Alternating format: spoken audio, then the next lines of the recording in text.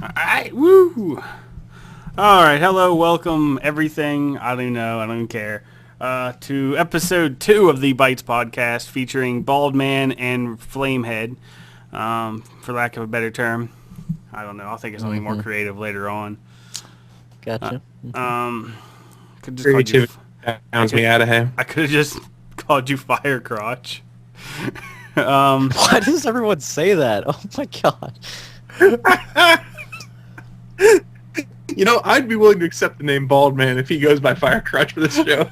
The Bytes podcast featuring Bald Man and Fire Crotch. Oh no! I'm just gonna love it when they get this episode. Oh god. Anyways, screw general openings. We'll talk about that in the end. Let's just get right into the meat of shit, and let's talk about the Strato dive. That was baller as fuck. Come on, you have to admit you want to do it. Yeah. That's badass. I would do it, but I would also be scared shitless while doing it. I would need your pants once I landed. Yeah. You're kind of a Cylon. What? You're kind of a Cylon. The sound issue you were talking about kind of happened. Oh, lovely. Oh, it's good. You're good again. Sweet. Okay. Fucking Skype. Yeah, but for the most part, it's better than, I don't know. Mark this in your just to go and clean this up in the audio version. I'm gonna have to clean this up like a madman. It's going in and out for all of us, it seems. Why does Skype suck tonight? No, we might have to try it if it doesn't clean up. Yeah. But yeah, ballers. Fuck. He ended up. They did confirm he broke Mach 1. So he broke the sound barrier. Yeah, I loved one of the first things he did when he landed is he went on Twitter and said, "Hey, I jumped from space today. What the fuck have you done?" I want to jump from space. Yeah, no shit, man. It'd be awesome. Minus the whole being scared half to death in the beginning part. Don't be a bitch. Come on, you know you'd be freaked out too. I'm not gonna be a little bitch and be afraid. Fuck that. Well, let's just find out when you go and jump down in a plane how scared you really get. I have jumped. No, I haven't. Sadly, I was gonna say I have, but no. That's one thing I haven't done. Fucking fun as hell. You were scared as fuck too. I saw that video. Yeah. A perfectly good airplane. Because what if that perfectly good airplane had a faulty engine? Huh? Not a perfectly good airplane. Well, how do you know? How do you know that any airplane is a perfectly good airplane? It's staying in Mechanics the fail. air, it's probably perfectly good. Mechanics fail all the time. Skydiving you do because it's fun. So, yeah. I hope you can't hear my phone going off. No, sad we can't. But yeah, there's a lot of tech behind it that was cool, but it's a lot of like fancy ass shit. And I was reading at one point Google was actually going to give a pair of Google glasses to the guy to wear, but they ended up scrapping the idea due to safety issues of the dude. Well, there were a lot of safety issues with this in general. I mean, they ended up delaying it like 4 or 5 times before they actually got to do the launch this weekend. Well, doing it yesterday was an awesome day to do it because it was the anniversary of Jaeger breaking the sound barrier. Right, and I think they were meaning to do it, like, what was it, Thursday last week is when the original time was, and then because of weather conditions and predominantly wind conditions, they had to keep changing it. Yeah. I don't know if you guys knew this or not, but the guy who was moderating the entire, or not moderating, but basically talking to Felix the entire time was the guy who broke the record last time for the highest skydive. Yeah. Colonel Joe Kittinger, so. Not know that. Still cool That's as pretty... fuck.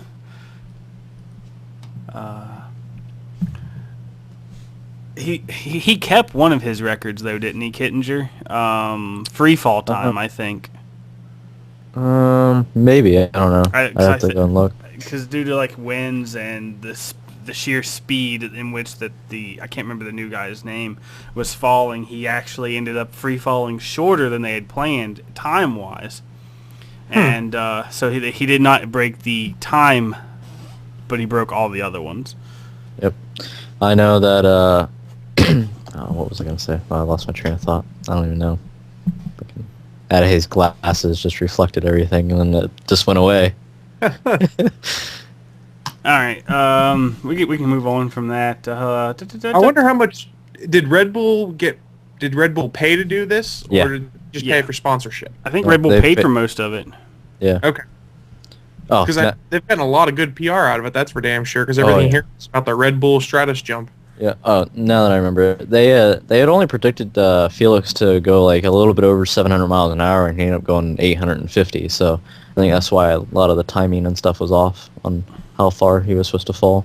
Yeah, But still. It's badass. Yeah. yeah, it is. So we'll go move right on from that to something else. We have a lot of things on Microsoft in here right now, mostly about Microsoft being dicks as normal. Tell us how you really feel, Adahe. Well, most companies are dicks. That's pretty much well known. But the first one we have talking about Microsoft's privacy policy change, and for the most part, privacy policies change. They have to evolve as time goes on. But the big thing about the current privacy policy change that Microsoft is going through is it is almost an exact mirror of what Google did a while ago and was attacked for. Like, non-stop for quite a long time, they were continuously attacked over their new privacy policy. Well, Microsoft's mirroring it and no one gives a fuck. Like, it's just, I don't understand. It might be just because it's expected now. Probably. People are so used to crazy privacy things going on. I don't know. I don't really have a better way to excuse it. I mean, did you guys read through the privacy policy or any of that, or do you Too high care? to read the privacy policies. I just click through the next. I go next. I don't ever give a shit. Google already knows everything about me anyways. It's not really going to change anything is how I look at it. And maybe that's a terrible way to look at it. Possibly. I wonder how big the file is that they have on me. A lot of porn. They probably got all your porn on there. I mean, Yeah, what? I know, right? God, all that good shit. Now they know my secrets. Yeah, I guess part of the issue is with it is there's a few things that are a lot more ambiguous in Microsoft's that were more clearly stated. So I think people might not be seeing how open your privacy is to Microsoft because it's so ambiguously stated. Well, and that's on purpose, I bet, too. Oh, yeah. They word things like that so the generic end user's like, oh, that sounds like it might be okay. It's like, okay. Yeah, I read through the article. I skimmed through the privacy policy just to get the all in all of it. I also think another issue in which it's going a lot more unnoticed is, when Google changes their privacy policy, it's fucking everywhere. Even after you... But to be fair, what Google did, though, is they unified their privacy policy across all of their products because before they had differing privacy policies for different products. So they were trying to consolidate and make things a little easier in the long run, and it was more confusing to some people, I think, at first. Probably, yeah. I mean, they had to go back and there was some concerns I know with Google's that the way things were worded, it made it seem almost like anything you put in Google Docs, Google would then own. And they had to go back and do lots of clarification on things like that because they were saying Google has access to it at any time, things like that. And they came back and said, we have access to be able to get in there and fix things when they break, not necessarily to go and read your files, but to get in there and fix a broken whatever in your Google Docs account. Yeah, because Google Docs are the shit. Google Docs is pretty awesome. I mean, and lots of companies, smaller companies are starting to use Google Docs for businesses because it's a lot cheaper than going to Get Office and things like that. And a lot of universities are starting to go and instead of having Microsoft Office on the computer labs, they just point you to Google Docs and do it. Yeah. Or they have Open Office on there because it's free. Yeah, and the fact that, it's so easily, modified by multiple groups. If you have like a small work group of like 5 to 10 people working on a project, the ability to easily share and update a document without having to deal with all that other crap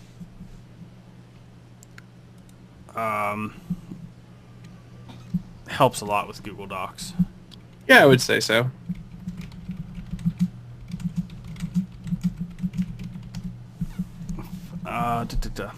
But yeah, I thought for the most part that the privacy policy thing was people, like you said, people are more used to it now. They've already went through it with Google, so Microsoft's just kind of following suit, chasing tails.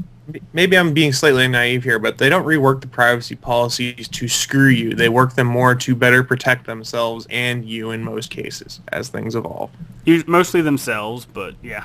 Yeah, and that's true. I mean, and you got to think, though, they should have the right to protect themselves when you give all these services basically for free, or so that they can advertise based off it, because it probably costs a lot of money to develop Google Docs and things like that. Oh, yeah. And, well, since you mentioned advertising, Google's actually being sued over their advertising. And they have an FTC lawsuit being brought up against them, claiming that they're one of the claims. There's actually multiple claims in it, but claiming that they are weighing search results in favor of other Google companies. Well, that's part. I think that probably happens with a few different things. I'm sure Bing does the same thing with Microsoft products. That was my thought too. It's like, of course Google is going to weigh, it's like, oh, you're searching for some music video. Of course they're going to give you a YouTube link instead of a link to whatever Bing's video service, because it's their product. They caught a lot of crap when they started implementing the social search stuff, the integration with like Google Plus and stuff, so that you could filter it based off of your friends' recommendations, because there was a lot more prioritization of Google things there. But it's their search engine. Yeah. Yeah, you don't have to use it. So. Exactly. I mean, and in most cases, here's the simple fact of the matter: whatever Google suggests is generally the right thing, whether it's a Google product or not. It's generally what you're looking for, at least on the first page. Yep. Sometimes within the first two results. If you get past the third or fourth O, you're basically it's not there. It doesn't exist. It's like, what are you doing back here? No one goes this far back. Yeah, but I really don't think there's much clout to the FTC lawsuit. Personally, I think they're just looking for people to sue, since everyone's sue happy right now, and it's been a long time since we've had a big antitrust violation in the news. I think Microsoft might have been the last one. I don't remember how that one worked out. Yeah, I mean, Microsoft came out of there pretty unhurt. I mean, the big thing there is they were mad that Internet Explorer was pre-installed on all Windows computers. So the way that they fixed that in a lot of cases is, I know in the EU, Internet Explorer was pre-installed. When you first opened it, you had to give them a page that said, here are these other great web browsers you can download, with links to where to download them. Whatever. Internet Explorer, the #1 browser for downloading a better browser. Yep. Yeah, but you gotta remember, back when this antitrust suit happened, there weren't a lot of great browsers out there. You had Netscape and you had IE. That was really about it, because this is in the mid-90s. That's true. Netscape was... We had Opera back then. That's what I used. Yeah, I did not. I used Internet Explorer back then. I switched to Firebird is what it was. No, I think it was Firebird or whatever it was called before it became Firefox. That was right. That was right after they dropped Netscape and went to Firebird. Yep. That was good times. I used Firefox for a long time, and then I went to Google Chrome and haven't looked back, despite the fact now Google can see everything I do. Google Chrome's fine. I've been using WaterFox recently here and there too. It's better for some things than Chrome is. Again, it's a Google product, but Chrome seems to be the best browser for YouTube, hands down. Like load speeds Chrome's and just everything. Snappy. That's the big thing. The only issue I have with Chrome is it will just like eat every bit of RAM you have. It wants all of it. Not as bad as Firefox though. No, Firefox just fucking tears through shit and saves cache like a motherfucker. Yeah, it'll eat all your RAM and then go, I want more. Yeah, it's ridiculous. So they don't have that with WaterFox as much, so. But yeah, the problem with Google Chrome is it's really processor intensive for some things, especially like their GChat, their video plugin and stuff just churns through your processor. See, I don't have that problem. Well, I have a Core 2 Duo laptop I'm using right now, so I have that problem. It's like, it means I have like 3 of your processors. Yes. And the laptop is 4 years old. I finished building mine a year ago, so yeah, I guess I can give you some slack there. Man, we're segueing beautifully today and moving along really fast. That's a problem. We need to talk more.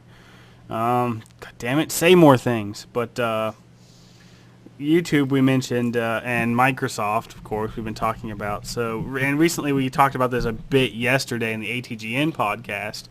I think mostly I did, though. So we'll get some of your guys' input on this. Is Microsoft is prohibiting gamers from cashing in on YouTube. I'd say this came up probably back in SOPA. When SOPA was going around, a lot of this was in that for the fact that a company had to specify whether or not you were allowed to post things on YouTube and gain profits from them. But now that Microsoft's actually doing it, I think Microsoft will probably take a hit for it, just for the simple fact that now you won't be able to post any of Microsoft published games.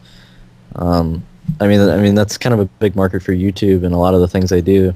Oh, yeah, I mean, look at the old Halo videos. Right? Yeah, exactly. Now people will be forced to take those down because of the fact that Microsoft says no. So, I don't know if they have to take them down, but I don't think they can do any new ones. I'm not sure if it's retroactive stuff you've already done. I haven't read through. We had a Twitch chat that says "show your tits." Who? Right then. I just wanted. Never mind. I just wanted to share that. That's happened to certain people. It was from EE Jester and MZA have both said that show your tits. So. For who, Chris or me? Lovely. Well, Chris is the bald woman. The bald woman, I remember that one now. Fuck you guys. Oh, God. Now I'm sad inside. Good job, EE. Good job. But, I'm sidetracked now. But, yeah, see, I don't... Yeah, it's not happening, so stop waiting for it. I just don't understand because it's free advertising, and now granted they're not stopping you from posting videos. They just are stopping you from putting ads on your videos. So yes, some people, like I said, the people who make their living off of YouTube will no longer be posting videos of any of these games. And as I believe Chris mentioned, wasn't it Red versus Blue? How exactly are they going to continue doing what they do? They'll probably end up getting special permission from Microsoft. I almost guarantee it, as because of right Rooster now, Teeth is so big and known for doing those. I mean, but at this point, the only people that can stream like Halo 4 content will be MLG. Yeah, MLG. Other people have to ask permission, and they'll probably pay a licensing fee or something. I guess. Yeah. So to be honest with you, I don't know why any company would do it, because to me, it's basically like me going around making a T-shirt that has your company name on it. It's free advertising. You go around and you promote it. Well, I have a conspiracy theory as to why they might be doing it. Is because I think they might be trying to stand up their own video portal for game content. I mean, they've sort of hinted at it with the past Halo stuff they've done, with having the Halo-specific sub-sites on Bungie to be able to watch video you record live in-game and things like that. I think they might be trying to shift towards doing their own Halo video site or something like that to be able to put those things on, and so that when people do advertise in there, they get a cut of it versus it going through Google taking a cut and then paying you. But do you also think that is going to be as big as what YouTube is? No, I don't think they're trying to be as big as what YouTube is. I think they're trying to cater to a smaller group, a more specific group, just the gamers and just the video gamers that would like those kind of videos, and then hope it spreads from there. At this point, I think it's crazy to try and build a video site to compete with YouTube because they have such a ridiculous head start.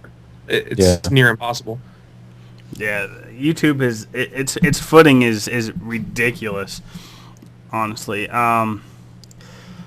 Just the amount of like I said, the amount of free advertising that they're losing with this. And granted, the advertising can be good or bad on YouTube. They have no control over that. But I don't think the bad really bothers them so much. It just seems like such a horrible idea. They don't. And really, this comes down to, I started thinking about this a lot, and I wonder how much of this comes down to maybe some lobbying by MLG. In any sport, everything comes down to money. Everything comes down to money. So Yep. if MLG lobbied Microsoft, offered them some money to say, hey, give us exclusive rights. That's possible. Maybe. It's just one of those things. I've never been a huge fan of the MLG in general. I think it's just silly and whatnot. Gaming's never really been, about what MLG tries to make it. But I understand there are people who love that competitiveness of it, and gaming is competitive. I'm not saying that it's not, but MLG is trying to turn it into a huge spectator sport. And it's gaming. It's not football. It's not going to pick up in the United States, but go think of like the StarCraft games and stuff they play in Korea. It's much bigger overseas than it is here to watch competitive gaming. Yeah, I mean, when they've tried to do competitive gaming here in the States, it usually gets laughed at. Like when Magic the Gathering was on ESPN. I didn't know that. I probably would have laughed too, I'll be honest. It was. They did one of the Pro Tours on ESPN of Magic the Gathering back in like the 90s, maybe early 2000s. It was, They must have needed a filler for an episode or so. I mean, keep in mind, ESPN has tried everything at least once. At one point, they had the National Rochambeau Championship on ESPN. Well, remember they also had was that rock paper scissors also? That's Rochambeau, rock paper scissors. Oh, is that? Yeah. Yeah. Fucking Latin speaking motherfucker. Some English up in this bitch. Yeah. God. Seriously, like really. I mean, and Although- what was so funny about it is these guys who were playing this competitively took it so serious, and so they were like Oh yeah. warming up and practicing between matches and shit. Like, For a game of chance. No, I'll be honest. When you first said Rochambeau, though, I just flashed back to South Park, and all I could picture was Cartman in my head going, "I'll Rochambeau you," and going to go kick someone in the balls. And I was like, I know he doesn't mean that, but that would be hilarious if that's what it was. oh my god, bro. Oh, maturity. Fuck that shit. Didn't they have like arm wrestling on there at one point too? Yeah, they as used like to. a sport on TV. Well, arm wrestling used to be really big back in like the early 90s. Like it was a big deal. Yeah. Now I don't know. At one point you're gonna have competitive masturbation on ESPN. Somehow I think the FCC would not allow that to happen. I could be wrong. It's been known to happen on occasion. Competitive DJing. It's starting to turn into ATGN on here today, isn't it? Start talking about erections next like we did yesterday. No. I can't remember how that started. I want to listen to that. I don't know, but I redid the intro like you asked me to, so you'll enjoy it. So that you're saying something stupid this time? The entire intro this time consists of a dildo joke, a dick joke, and an erection joke now. I think I might actually have to go listen to it. ATGN needs to be just renamed Dick Joke, the podcast. That name's probably already taken. In fact, let me go run a Who Is on Dick Joke, the podcast. It's like, if not, we're going to start that podcast. Oh, I God. don't have time to do any more podcasts. We I can't do know. another one. I can't keep up with the two I'm doing Can't sometimes. keep up with the 3 I'm doing. Anyways, let's get back on topic with something here. Everyone was really excited over Google Fiber's announcement of Google Fiber. News real quick, though, before you get too far. Dick Joke, the podcast, is not available for purchase. It's not. Damn. No, sad days. Yeah. I'm sorry. I'll get us back on track by not talking about dick jokes anymore. But the Google Fiber announcement and whatnot. Now, there's been articles come about. It's known as the real cost of Google Fiber, and how Kansas City overhauled its bureaucracy to woo Google, and what Google got or asked for and got from Kansas City to go there. And this is why a lot of other cities got turned down, is they would not make these concessions to Google. So Well, and didn't they at the same time also rename themselves to Google, the city name for like a day or something like that? probably but that doesn't really matter. But I just thought it was funny. see, Google in Kansas City has free power, free office space for Google employees, fee waived and expedited permits and inspections, free marketing including direct mail, free right-of-way easement, i.e. Google can build anywhere they want without any compensation to the city for noise or increased traffic, and the right to approve or reject any public statement the city makes about fiber. Damn. What didn't they get out of this? Yeah, right? No wonder Can I they get wanted this to deal? get it. Yeah, and seriously, I mean, everything was set up really nicely for them to do this. They must have really wanted Google Fiber. I mean, the Kansas City states that Google will bear all costs for the fiber project, but it guaranteed the company those options. Now, from what I've read on in research, the free power is only for like a year or something like that, and then they have to take it on themselves. But in return, you know, Google Fiber is giving free internet to, you know, all the state offices, all these schools, libraries, and stuff like that. So I'm sure that probably balances out. Yeah. They don't have to pay the local ISP the god-awful business rates for internet access now. Oh, yeah, because they are horrible. But they're horrible enough for consumer. I can't imagine what it's like for businesses. It was bad in Morgantown. My DSL, because that's all you could get up in the shitty mall, was like was like $130 a month. That's fucking crazy. Yeah, that's what I pay for cable per month with all my like every channel and like the highest level of internet access and all of that. That was just internet. That's nuts. And it wasn't even very good DSL. It was like 10.2. Oh DSL in Morgantown is notoriously shitty, though. Yeah, that too. But do you think that, you know, that's too much for Google to ask when coming into a city? Do you think other cities will be willing to make these concessions? I don't think it's necessarily going to be the case. I mean, this is their beta of Google Fiber, basically. Once they prove it works and they're not having to sink as much money into setting this up now, I don't think they'll be necessarily asking for as many perks in the future. Or maybe they'll ask for more. This is a big risk. I know it's a big risk. Both the city and for Google. If it doesn't work, it's a huge PR black eye, and then they're out how much money for trying to change the infrastructure and all that other shit. And you also got to see how much money it will make Google if it does take off. Because if someone really wants that in their city, I mean, yeah, they'll want Google to come in and put it in, but how much money are they going to make off of the actual product itself?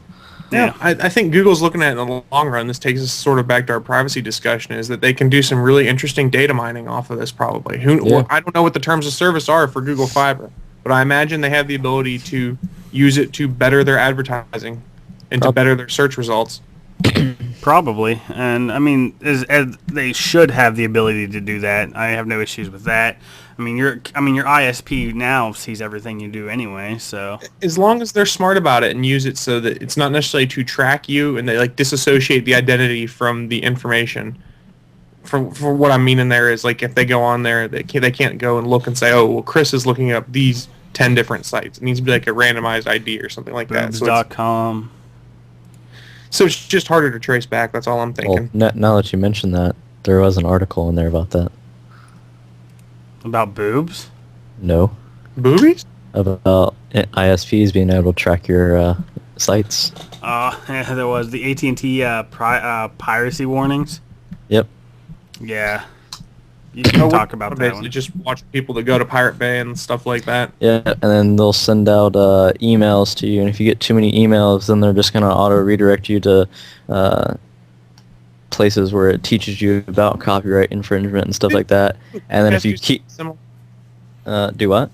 Didn't Comcast do something similar where they were tracking who was going to Pirate Bay? And they weren't redirecting you or anything, but... Yeah, right now it's Comcast, Time Warner, and Verizon. I think are all on the Center for Copyright Information, and now AT&T is going to be in it. So, and then if you keep doing it, then supposedly they're supposed to charge you a $35 fee. Isn't that a violation of net neutrality? No idea. It could be. I mean, they're not supposed to be able to filter and discriminate based on the content you access.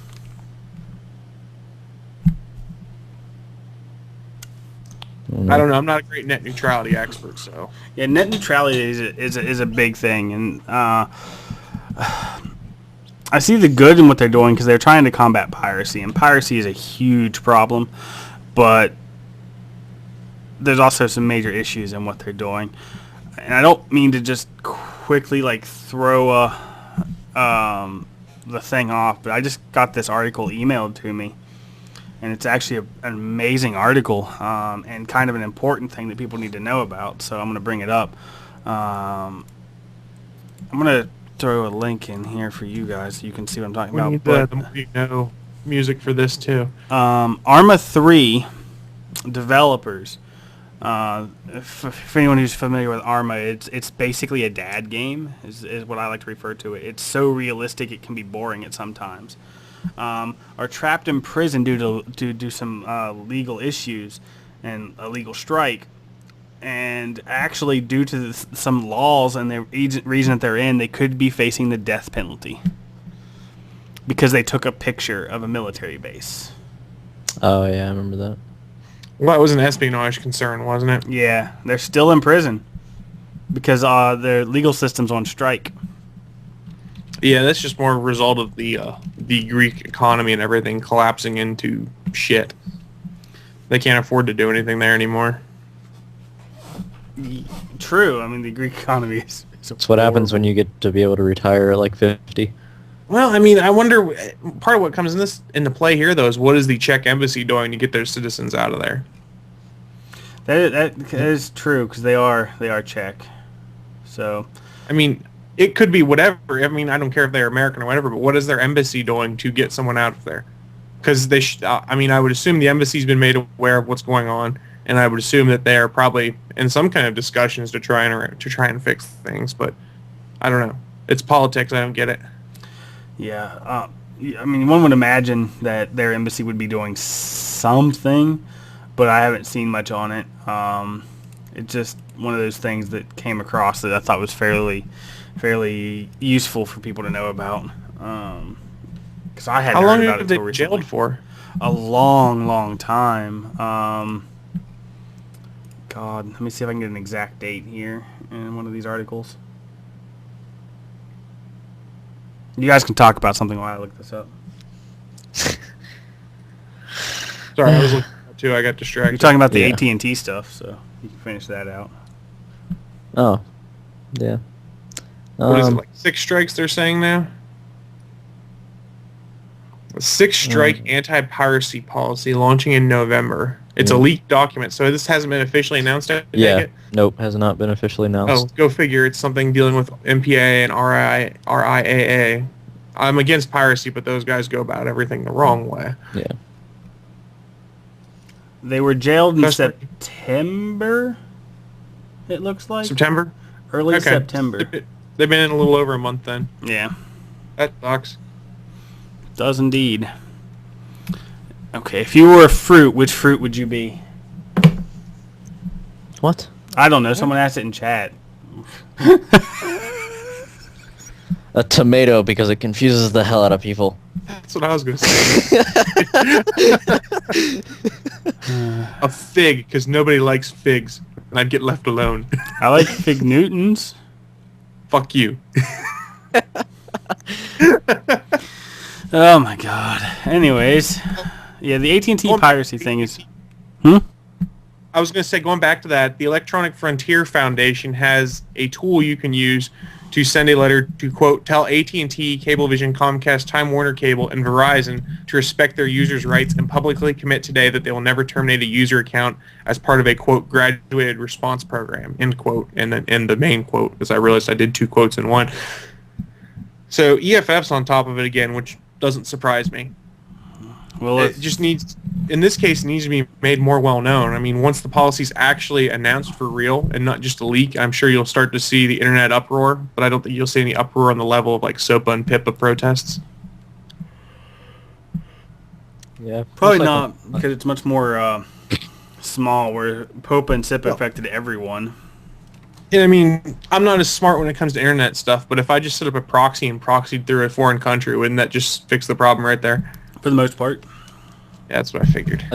Until AT&T goes, oh look, you're looking up a proxy, or going through proxies, but so they don't have something bad yet.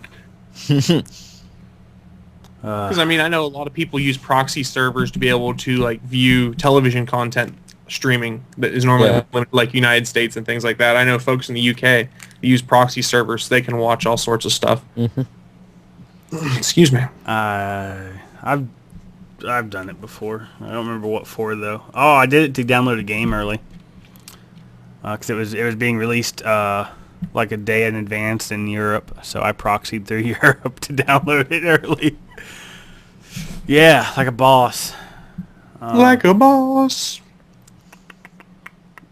I don't know. I don't really see this being able to last, especially if the final consequence is you lose your internet. I mean, France has done something similar with a 3 strikes you're out rule, which means after your third offense, they terminate your service and you can't get internet through them again, which is more easily done there because they have multiple internet service providers in local areas, whereas in the United States, you can either get DSL or cable from one company wherever you live.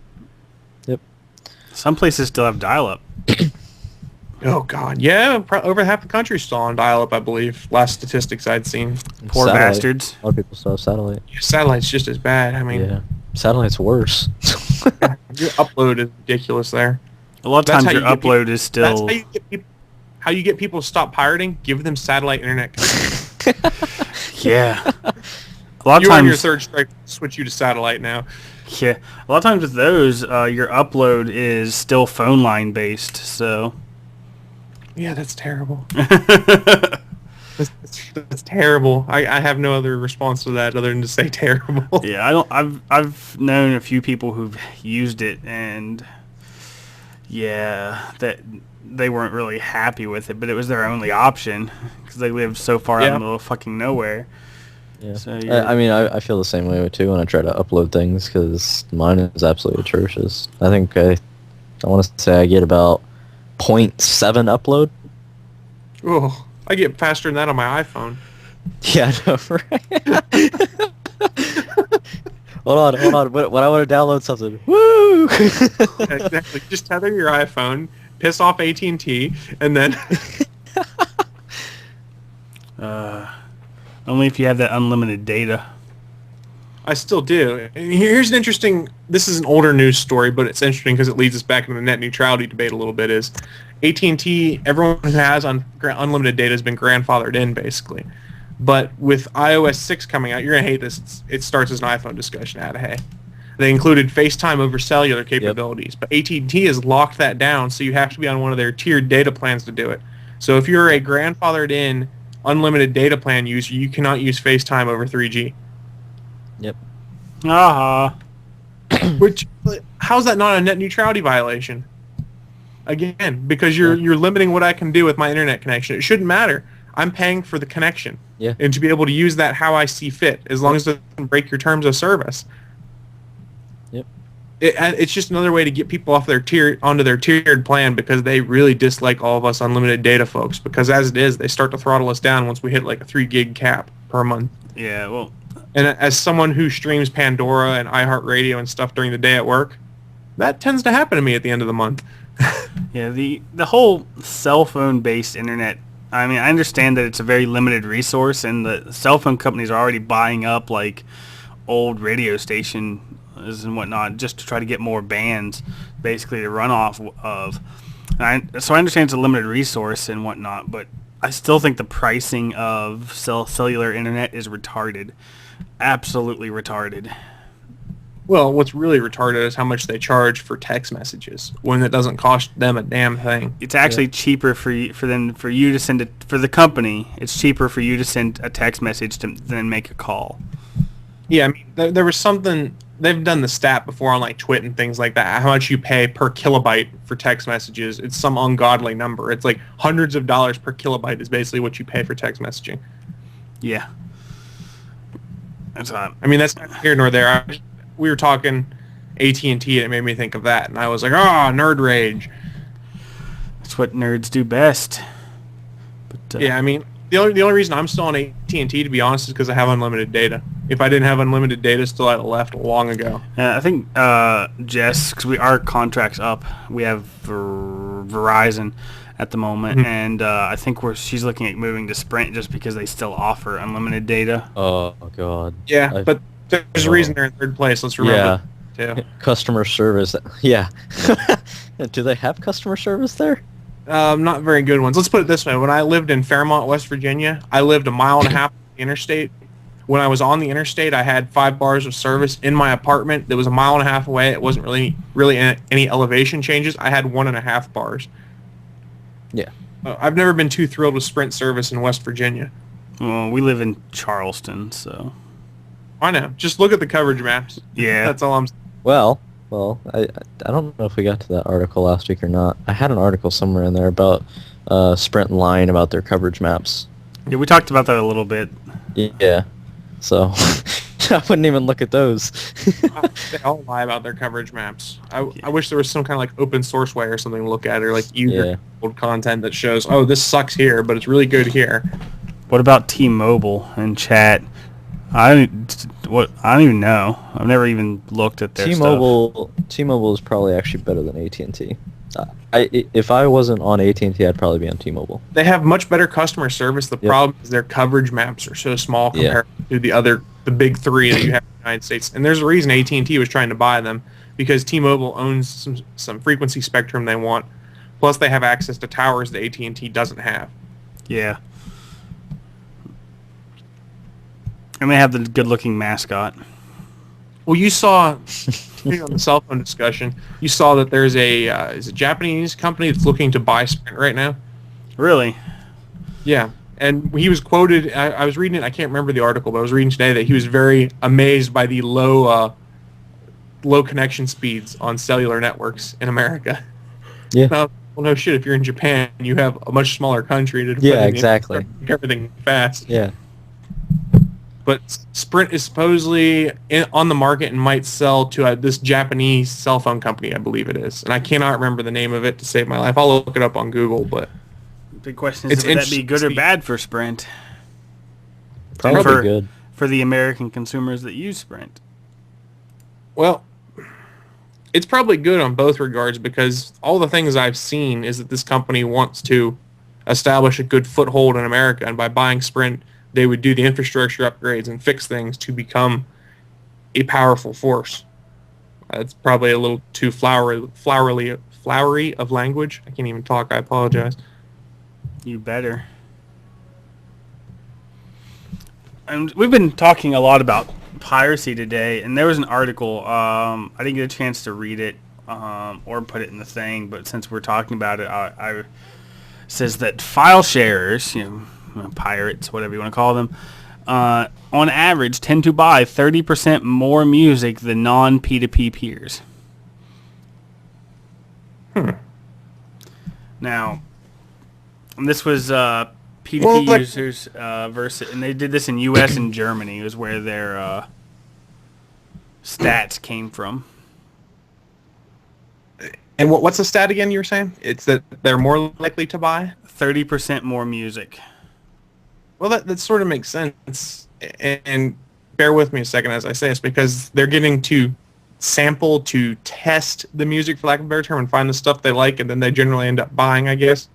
I mean, I was reading somewhere, I can't remember where again, but like younger kids nowadays, how a lot of them listen to their music, they go on YouTube. Yeah. They sample it there, and then they might end up buying it. So we're getting into that mentality now where it's sample the music to find what you like and then buy it. Yeah. Versus just steal everything whether you like it or not. That's what my generation grew up with. It was, Napster, just steal everything. Oh, God, I remember Napster. And MyTunes. Yes, I remember MyTunes. I remember talking about it, of course. Not ever using it. Oh, God. Anyways, onward. Yeah, I don't know. I haven't Going back to that, it's a Japanese wireless company called SoftBank. Has plans to buy 70% of the company. All right. Don't you worry, people that enjoy NASCAR. This has no impact on the NASCAR sponsorship that Sprint has. There you go. Found another article. I kind of talked to you about this the other day, but the guy who owned Mega Upload and got arrested for it, Kim Doctor, has said now, because he got, I guess they acquitted him of the charges, or I'm not quite sure what exactly happened on that. But now he's now saying that he is going to start up another site or redo Mega Upload, and supposedly is going to call it, where is this at? Damn, I don't even know. I put the link down in at the very bottom of the doc. I want to say it's New Mega. Yeah. New Mega? New Mega. I can live with that. He is a chubby man. Yes, he is. Oh no, Mega Box. Mega Box is what it's going to be called. But this is going to be more for music. Okay. So, I don't know if he's trying to compete with like Pandora and Spotify. But yeah, I was getting into that competition. yeah. So Wait, his name is .com, really? He changed it. Okay. I was like, oh my god, Kim.com. yep.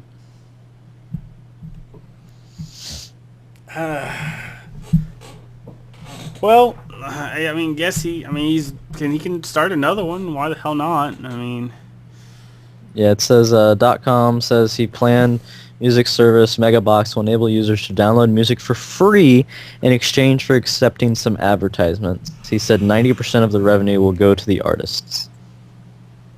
That's such a tough sale, though, to start Yeah. up online. I mean, Pandora pays out the ass for their music. Oh, I don't yeah. know how they make much money. yeah, we actually talked about that on the first episode of this. You know how Yeah, exactly. Pandora pays so much for theirs compared to other companies. But let's try to move into more gaming for the last 15 minutes. Might be more fun to talk about. I don't remember who put this one in there. It wasn't me, but we have Nintendo America Boss. Nintendo is an entertainment company first. Yeah, this is an interesting one because some people are really flipping their shit over this. Let me pull up an article real quick just for some background for people. The quote was, this is from an article in Forbes. It's, quote, "I am not a gamer." That's the tagline for Nintendo's recent 3DS campaign. It's caused some blowback amongst the gamer community for pretty obvious reasons. Nintendo is going after a broader market. Longtime fans are feeling dissed by callous wording. Now, I understand where they're going with it. They're trying to make their stuff appeal to the less gamer-centric crowd. And people are shitting all over them, but the thing they don't realize is Nintendo is late to this party. Sony's already done that by trying to appeal to everyone. Remember, they had their advertising campaign 2 years ago. They were the console that does everything. They did music, they did Blu-rays, they did movies, they did games, and all these other pieces. They sold most of their PlayStations by being a Blu-ray player, not by being a console. And Microsoft, they've point blank said before, they want to be the center spoke of your entertainment center in your living room. They want to be able to do the movies, the music, the TV, in addition to the gaming. So this is nothing new. It's just the way that Nintendo's advertising this tends to upset people because they feel like they're being left out or something. So on a side note, since you mentioned that, can Microsoft put a Blu-ray in their Xbox? They could. They could, but Microsoft is so retarded, I don't know if they ever would. No, here's what they're thinking on that. And it would have made sense a couple years ago to do that, but a lot more people are moving to streaming their videos through different services like Amazon. You can buy a video there that you can stream indefinitely, or getting their videos through Netflix and Hulu and things like that. People are starting to move away a lot from the physical medium, and Microsoft has their own app store they've developed for the Xbox. They have their own access to the Zune marketplace to buy movies, access to Amazon, to Netflix. So by not putting that on there, they drive people to use those services. And if they use the Microsoft service, then Microsoft gets a cut. True. The thing that would have really helped them if they put a Blu-ray drive on there is bigger game discs. But they might start going more supplement with downloading stuff to your hard drive so you're not using the disc as much. True. Yeah, but then you also have to look up as, downloading stuff to your hard drive. Now, how much is it going to cost for people to download that stuff to their hard drive? Because not everyone has, 40 down and 5 up. That's true. So, I mean, but a lot of other companies are doing similar things. Like if you buy a movie on your Apple TV or whatever, it caches on your hard drive temporarily. Yeah. It pre-downloads ahead of time, and you might have to wait like an hour or something to watch your movie, depending on your connection speed. So I think that's more what their model is. To be honest with you, I think a lot of things are moving away from the disc, and if more things, I don't think it'll be more going towards the internet side of it. I think it'll be going more towards flash storage. Flash storage is a lot cheaper and a lot easier. So, I don't think Microsoft's going to be adding a Blu-ray drive to their next Xbox. No, I don't think so either. It would have, like I said, that would have made sense back 3 or 4 years ago. Yeah. To have had that, but they put their money on HD DVD, which failed. Yeah, it totally failed. Also, there's I actually saw one of those not too long ago in a yard sale before the end of the yard sale season up here. A dude was trying to sell an HD DVD player, and I was laughing. He had $100 on that thing. It's like, you're silly. I got the Xbox for $20 with a bunch of HD DVDs when the whole medium flopped because I said, hey, I get cheap HD movies for a while. Yeah. I have actually a pretty decent HD DVD movie collection. That was a surprising flop in my opinion. But Well, you know why HD DVD failed, right? Because porn went Blu-ray. It's the same reason. Of course. I'm not kidding. It's the same reason why Betamax failed, is because porn went to VHS. yeah. That's why Sony lost Betamax, and that they at that point in time they made a big point of saying we don't want porn on Betamax, but when they want HD DVD to lose, they said we'll take porn on Blu-ray. They didn't want to lose the fight again. The next is IMAX. 3D. Porn at IMAX. Oh my God, no. Doesn't have bad news spelled all over it. Oh God. Oh, I forget what we were talking about. Not a gamer campaign at Nintendo. Oh yeah, you mentioned file sizes and whatnot, and with that, and I don't know how much of this has been released and what Bethesda is going to do with it. But do you remember the new compression engine that Bethesda came up with for Yes. Skyrim? Yes, I do. Because the compression of Skyrim is ridiculous. Yep. They could make millions selling that. Oh, probably. So I kind of wonder if anyone's going to try to get that from them, or if they're going to try to hold on to it for themselves for a long time, or Down the road, people will probably try and get it. Everyone's so far along in their development cycle in the current crop of stuff, they wouldn't have time to implement it. True. Anyways, let's move right along. This is actually kind of a bit of old news now, but it's still in here, so why not talk about it? And how awesome of a fact it was that the people down at Gearbox actually released their first DLC a week ahead of schedule. That was so badass. That's great PR right there. Not to mention that most people got it for free anyways from Yeah, pre-ordering. the best thing they did with that is they made it free for pre-order folks. That's an awesome way to get a great sales spike up front. Be like, we'll give you free content so you don't have to spend $10 later. Also kind of like what they did with the pre-order. Or, I mean, with the DLC now. Because if you buy the DLC now, they're giving you the other pre-order bonuses in that DLC. You get the That's Gearbox nice. weapons, you get the relic, you get the golden key, you get all of that too. Gearbox weapons are really that great. Or Well, the relic. they're nice when you start. That's true. And the relic is good up until like level 20 when you start getting good relics, because it helps you get It's better like- stuff. Yeah, I never got much good stuff when I had that relic on, so I took it off and I had all sorts of different ones. I used it to make my action skill work quicker with my commando because my turret is deadly. God, It has shields and missiles. I'm good. I don't know, man. That death trap might be able to compete with the turret. Yeah, the death trap makes it so you can actually beat a commando in a duel now because that death trap has that friggin' laser beam. And it moves. It's mobile, and it's so fast too. It just like flies around the Yeah. screen. I don't know if the turret can track it very well. That I haven't done a duel with a Necromancer yet, but one of the cool things I saw is I was playing near the end of it, and you fight that flying thing called Bunker. Oh god. Well, I was Necromancers, and they just turned on their death traps, and it chased it through the sky. Death traps just flying around the map. I'm like, son of a bitch, they're just chasing it around. Now I want to do that fight with like 4 Necromancers. Now just watch it. It'd be epic. The only thing I don't like about the Necromancer is sometimes it just goes off and starts fighting like one enemy by itself instead of staying with your group and being a damage sponge. Yeah, that's true. Sometimes Cool it with my gets- turret, drop and hide behind the shields for a little bit to recharge my shields and then go and shotgun things to death. indubitably. Indubitably. So, what can we wrap up? A few more topics. We have 2 more topics in here. Let's see if we can wrap these up really quick. Oh, on it. The death of your Android SIM card. Oh, yeah. I got an iPhone, so I don't give a Oh. shit. Yes. See, this brings up the best topic of why I will not buy an Android. I mean, NFC. You're obviously an Apple fanboy, so I am. No. I love Android software with a passion. Like, I completely love it, but their phones are absolutely complete and total shit. I'm sorry. Not used the Galaxy S3, have you? Oh, I have. I don't know how you can say they're all total shit then. The S3 is a badass phone. Yeah, sure. And if you want plastic-made phones, then yeah. It's better than my glass-made phone that shatters once it touches the ground. See, I throw mine on concrete all the time, and everyone else's shatters, but mine never shattered. I've started at the 3 and gone all the way up to the 4, and I have never had one screen break. Not one. Everyone else is like fucking cracks and shatters and everything. It's more problematic with the 4, considering the whole phone is made of glass. Yeah, I know.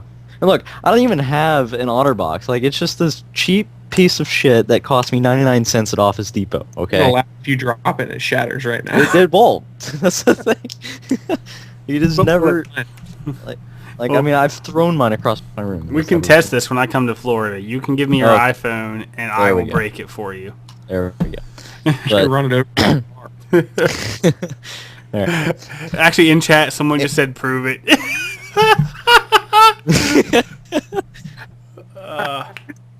You just been called out. E gestures like, "Prove it." I don't know if you saw that or not. Did you see that? Okay. Shit. Hold on. Let's do it again. Let's do it again. This is going to end very poorly. Look, it a dent in the wall. A dent in the wall.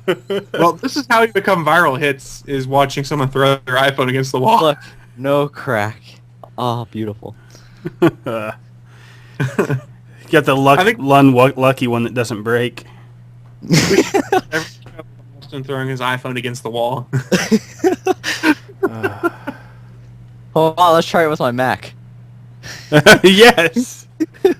I agree with this sentiment. I did a forklift for one thing to pick it up, but yeah.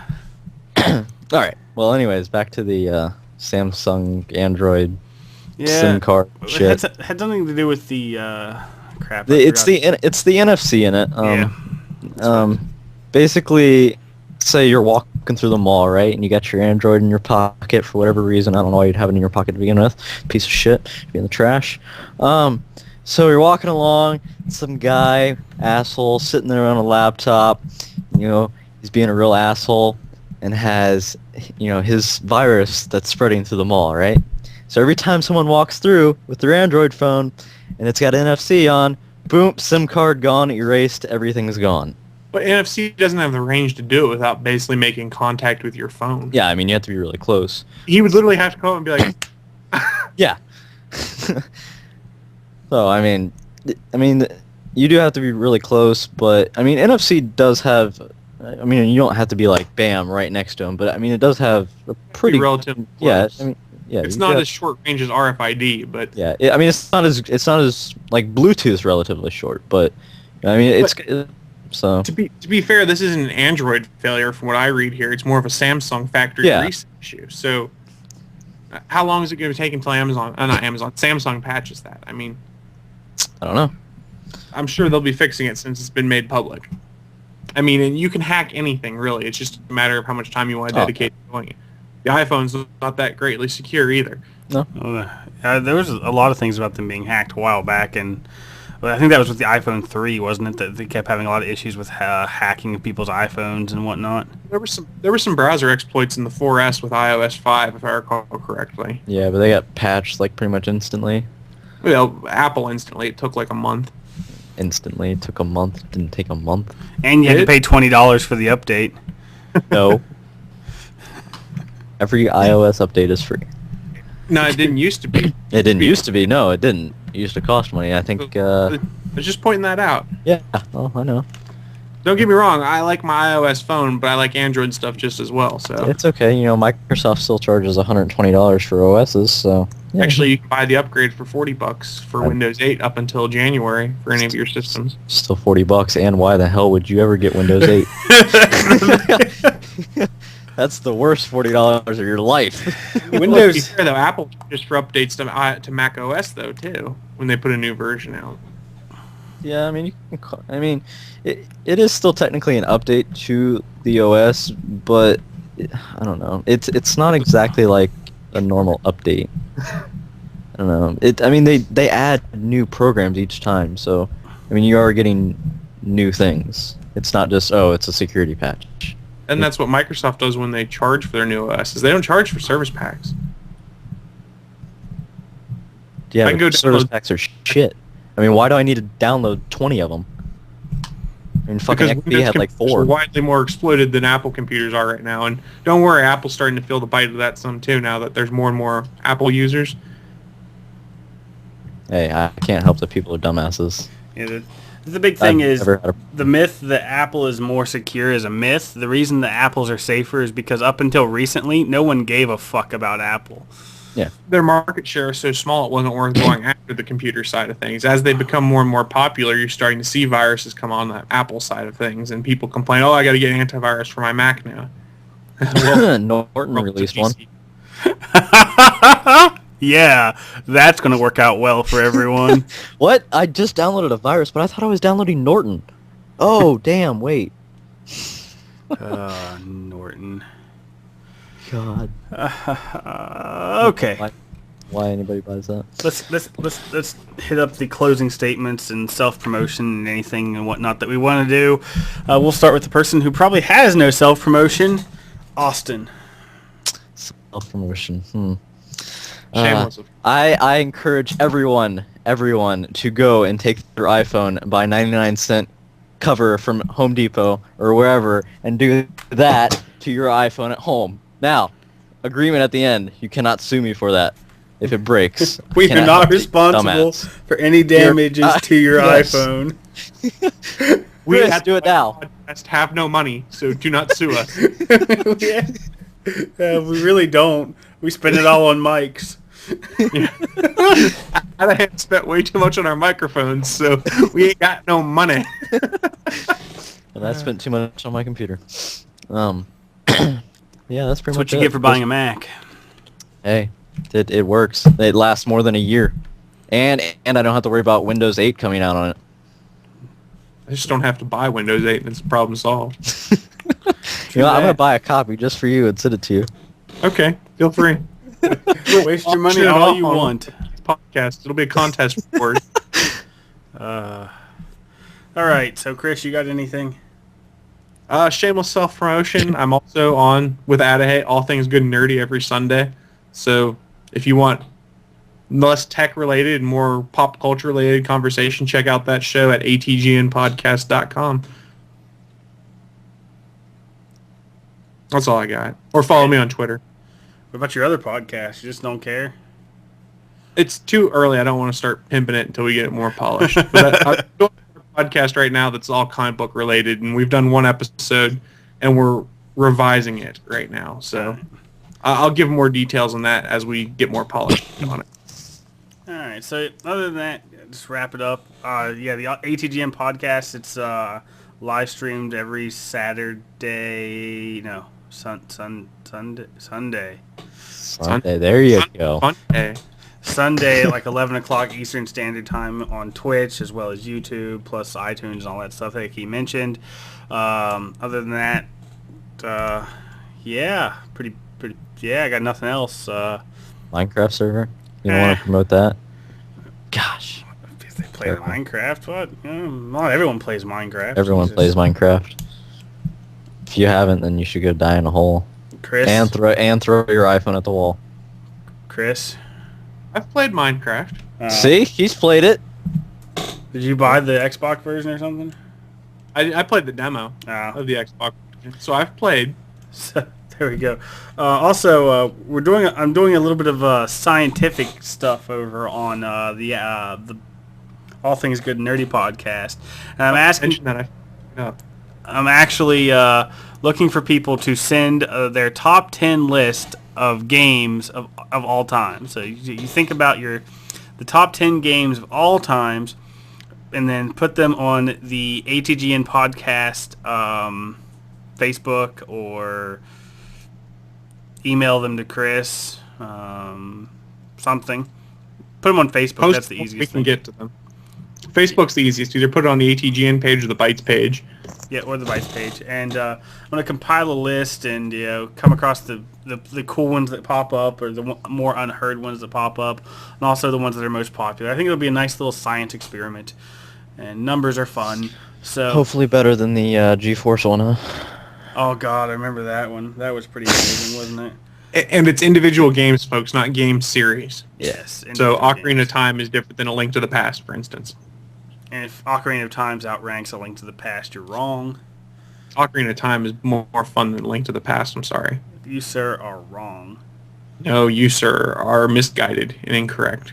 So, that's it. Thanks for watching. We'll be back next week. Same bat time. That might be copyrighted, so I won't finish. Yeah. Bad move. Later.